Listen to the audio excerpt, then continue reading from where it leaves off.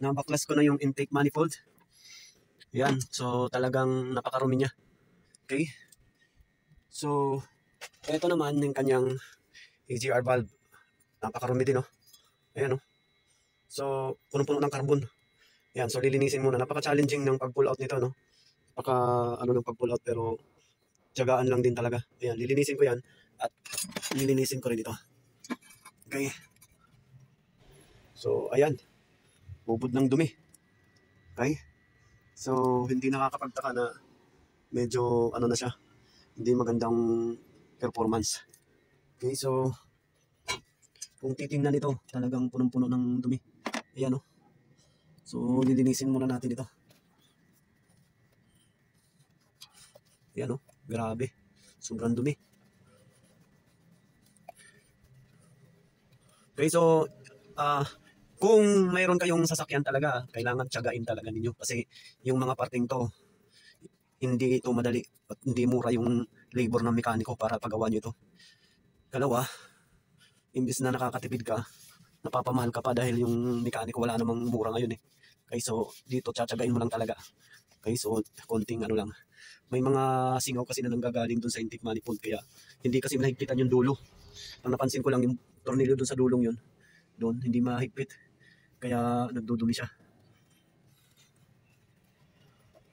Okay, so ito po ay punong-puno ng carbon, punong-puno ng dumi. Yan. Tsaka kung mapapansin, walang gasket na nilagay yung dati. So inayaan lang. Okay, so lalagyan natin yan ng sealant. Okay, mayroon naman siyang original na gasket pa, pero lalagyan na lang natin ng sealant para hindi na mag-waste. Ayan, mukha ng pusit, mukhang sabaw na ng pusit. Grabe.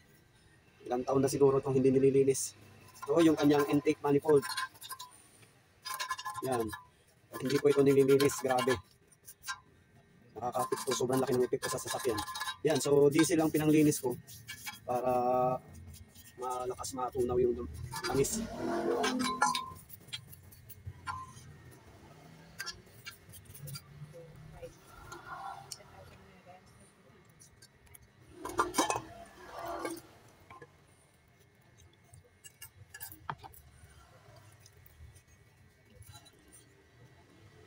Lang. 15 plus 15. Okay, so gamitan natin ng gasolina para mas malinis talaga siya.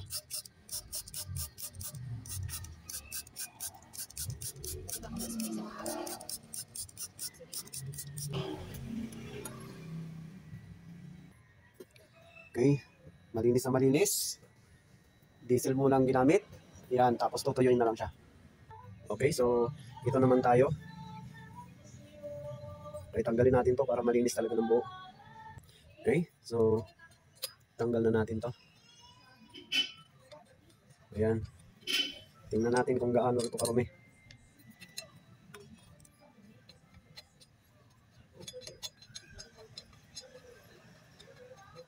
Okay, yan.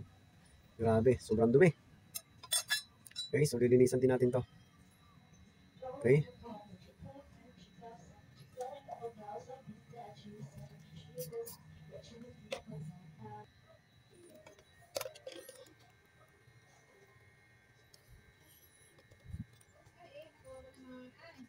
Okay, so yan. Malinis-linis na siya. Yan, so tutuyuin na lang natin. Yan, so malinis na. Yan, yung EGR valve. Okay. Tanggal yung dumi. Ayan siya. Okay, so patutuyuin na lang. Okay, yan, so malinis na rin ito. Ayan, ang pinanglinis ko dito guys, gasolina. Una muna diesel, pangalawa gasolina. Para matunaw talaga yung mga langis ng mga nandito na tumapon. So, babalik na natin yung intake manifold. Yan, so dito nilagyan ko ng gasket kasi nagmo-moist. Wala na kasing gasket dun sa So, nilagyan ko siya. Yan.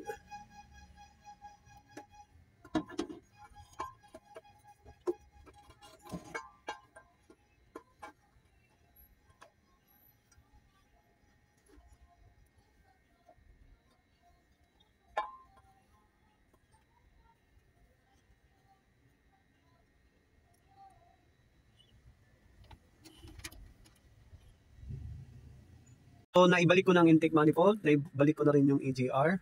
Yan, so parehong nilinis ko siya. At nagpalit na rin ako ng fuel filter, air cleaner. Para isahan lang talaga. So, yun. Kondisyon na ulit ito. So, yun lang guys. Huwag pong kalimutan i-like at mag-subscribe para lumago po yung channel. At paki-click na rin yung notification bell para pag may bago akong upload ay ino-notify ka. Maraming salamat sa inyong pagsubaybay. God bless.